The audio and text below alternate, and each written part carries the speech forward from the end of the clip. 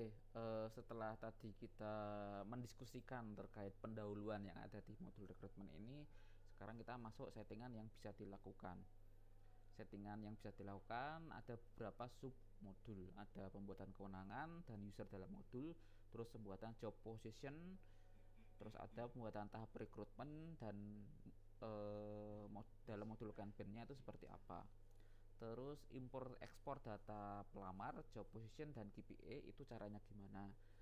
Terus sinkronisasi dengan modul lain. Nah, kita akan sedikit menjelaskan terkait sinkronisasinya itu seperti apa. Oke, kita masuk yang pertama yaitu pembuatan kewenangan user dalam employee. Untuk pembuatan user ini, Anda harus kami sarankan pakai kewenangan administrator ya. Jadi itu kita masuknya di setting, terus kita masuk user and companies.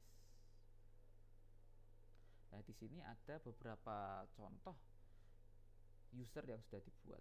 Kalau Anda mau buat user baru, Anda tinggal create aja. Nah, nanti akan seperti ini. Anda bisa input data yang dibutuhkan seperti apa. Oke, kita masuk yang ada di narasinya dulu ya. Nah, ini tampilan awalnya. Seperti yang saya jelaskan tadi, klik create. Terus Anda input beberapa data yang dibutuhkan. Nama ini saya sarankan nama job positionnya ya, bukan nama orangnya ya. Terus email address ini juga tidak harus email juga, tapi tetap kami sarankan tetap nama email karena itu nanti akan sinkron dengan email yang ada di Odoo ini. Harapannya nanti antara Odoo dan email ini nanti akan bisa sinkron secara keseluruhan.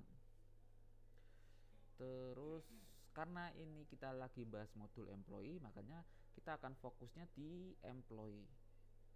Sorry, karena fokusnya di modul rekrutmen, maka kita melihat subnya itu di modul rekrutmen. Nah, contohnya di sini rekrutmen. Kalau Anda klik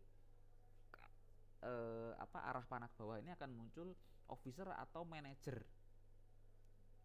Nah, nanti tinggal dipilih mana yang kewenangan yang ditentukan terkait job position tersebut.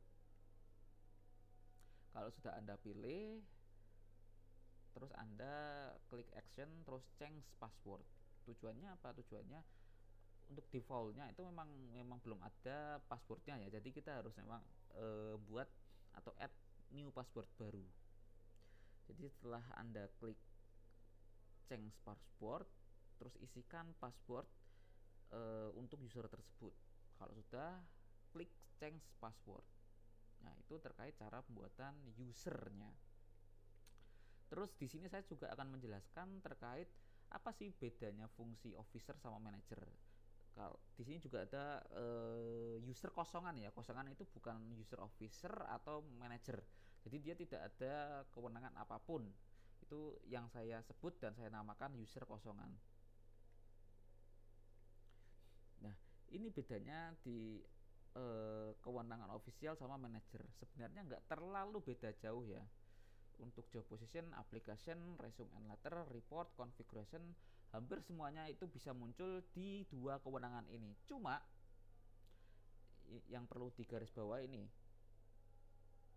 Nah, sebentar.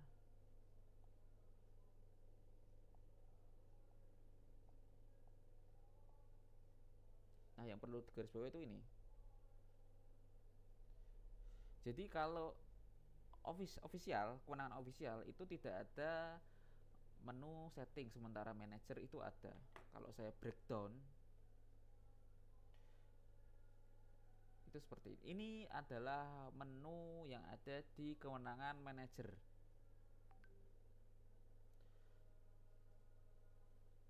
Nah, di sini setting itu ada untuk kewenangan manager. Sementara kalau kewenangan official itu nggak ada. Nah, sepertinya ada contohnya ya. Nah, ini contohnya. Tidak ada di narasinya langsung. Jadi ini kewenangan manager itu dia ada setting. Nah, dia ada di sini. Sementara kalau yang Sementara kalau kewenangan yang ada di official itu dia nggak ada. Nah, itu perbedaan dasarnya yang ada di employee maaf, manager atau official. Perbedaannya itu. Sementara kalau kosongan atau tidak ada kewenangan, ya modul rekrutmen ini tidak akan muncul.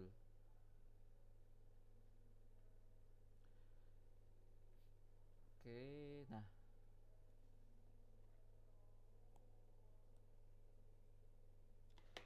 terus siapa saja kewenangan manajer, siapa saja kewenangan ofisial, siapa saja kewenangan kosongan. Nah, kami ada saran ya, ini saran bukan suatu keharusan. Kalau di perusahaan Anda beda ya monggo, ya silahkan, itu bisa Anda kondisikan sendiri. Oke, untuk kewenangan manajer itu biasanya di HR manager. Itu sepertinya saran saya itu mutlak, dia kewenangan HR manager atau atasan manajer itu dia kewenangannya manajer. Sementara kalau admin HR itu kewenangannya official. Direktur kalau mau ngeliat-liat itu diperbolehkan, bisa manajer, bisa official, terserah. Karena perbedaannya cuma munculnya menu setting atau enggak. Terus kalau manajer departemen, saran kami di official, jadi dia bisa memantau progresnya terkait rekrutmen ini. Terus user biasa, kalau memang user biasa atau SPV itu memang diberi kewenangan untuk melakukan interview yang kedua, baiknya saran kami dikasih kewenangan official. Auditor juga saran kami dikasih kewenangan official. Nah, jadi itu saran kewenangan yang kami tunjukkan dan fungsi dan perbedaan kewenangan di manajer dan juga di official dan juga di kosongan. Kalau kosongan modul rekrutmen ini tidak akan muncul.